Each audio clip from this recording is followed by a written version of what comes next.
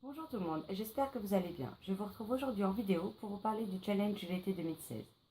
Ce challenge est organisé depuis maintenant plusieurs années par Saefiel, du blog et de la chaîne Les Petits Mots de Saefiel. Le challenge débutera le 21 juin à minuit 1 pour se terminer le 21 septembre à 23h59.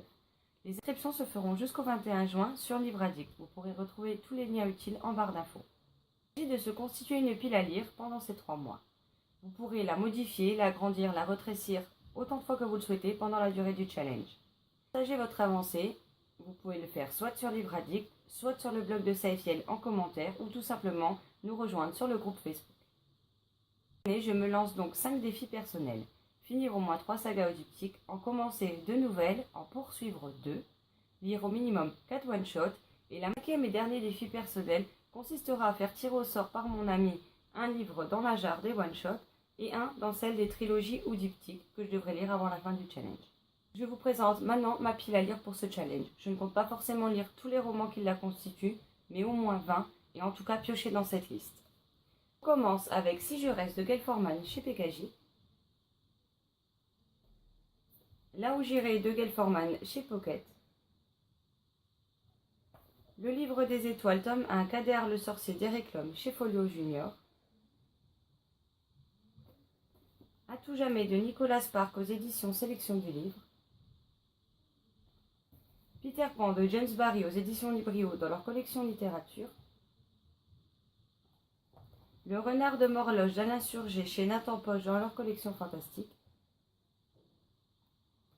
Le magicien d'Oz de Franklin Manbaum chez Pocket, Les princesses du royaume de la fantaisie tome 2, Princesse des coraux de Théa Stilton chez Albin Michel Jeunesse, La nuit des fugitifs de Manon Fargueton chez Rajo dans leur collection thriller, PS Je t'aime toujours de Jenny Anne aux éditions Panini dans leur collection Scarlett, d'Anderson chez Nathan, Étrange cas du Dr Jekyll et de Mr Hyde de Stevenson au livre de poche, Elle de Lolita Pyle au livre de poche, Nos pires meilleures vacances d'Agathe Colombier-Hochberg chez Pocket, Le garçon en pyjama rayé de John Bone aux éditions Folio Junior, Alice au pays des merveilles de Lewis Carroll chez Hatier dans leur collection Classique et compagnie Collège, Les enfants de Timplepack d'Henry Winterfeld au livre de poche jeunesse, La bibliothécaire de Gudule au livre de poche jeunesse, Les contes de Biddle le Bar de J.K. Rowling chez Folio Junior, Le noir et ma couleur, tome de La menace d'Olivier Gay chez Rajo, Happy Loufas de Samantha Bailly chez Rajo dans leur collection thriller, Comme des copines, tome 1, Béa mène la danse de Jenny McLahan aux éditions La Martinière dans leur collection J-Fiction, Lola et le garçon d'à côté de Stephanie Perkins aux éditions La Martinière dans leur collection J-Fiction, Aliénor McCanagan, tome 1, Lita de Laetitia Constant chez J'ai lu, Les gardiens de lumière, tome 1, L'éveil de Déborah Jimarazou aux éditions Kinsungari, Laurette et des petits bonheurs de la vie de Christy Sobesti chez Rebelle dans leur collection Lipstick,